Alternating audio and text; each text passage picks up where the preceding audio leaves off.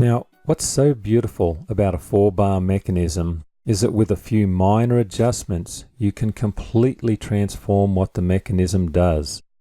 We looked at how we used the 4-bar to create a lifting motion. Now, let's look at a hook and drag type motion. So I'll close out of the file I'm in, no save that assembly, and then I'll go over to my class files, and in my class files there's a folder called 4-bar grab.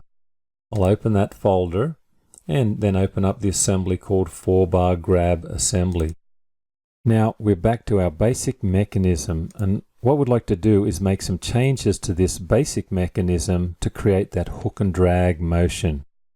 And we do this by adjusting these link lengths. And I'll start with the crank here, and I'll change that from 15 to 32. Close and return.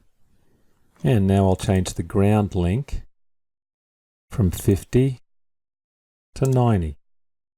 Close and return. Now to open these, I can double click here, or I can actually go over here to the rocker, right mouse click, and then just say edit. A couple of different ways of doing that. And I'd like to change this from 45 to 58. Close and return. For the coupler, we'll just leave that at 80. And if I'd like to adjust my 4-bar, I can just select the link, go to the drag option, and I'll go down right here to this cylinder, and maybe I'll rotate it back into that position.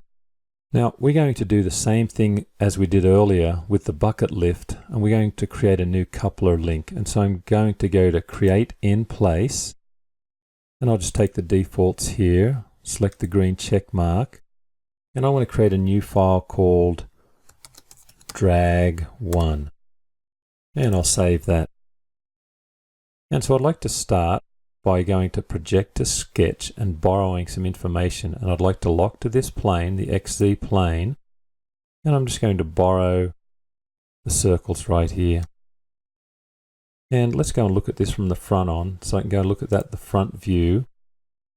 And I'll just go to the line command, and I want to get right at the center, so I'll touch on that edge, sweep through, lock to the center. Let's zoom out a little bit, and I'll create another link here about 70. And another one here that's 90 degrees, and I'll just make that say something around 10 or 12. Let's go 12, and accept that. And I'm going to go back now to my symmetric option. Symmetric offset, and I'll select that, and just let's look at the default. These are the same defaults as I used earlier. Width is on 8 and the offset arc is on, so I'll click OK for that, identify the line, check it off, and create that little piece of geometry. And so here I might just go to extrude this piece right now, and we'll make that 2 millimeters.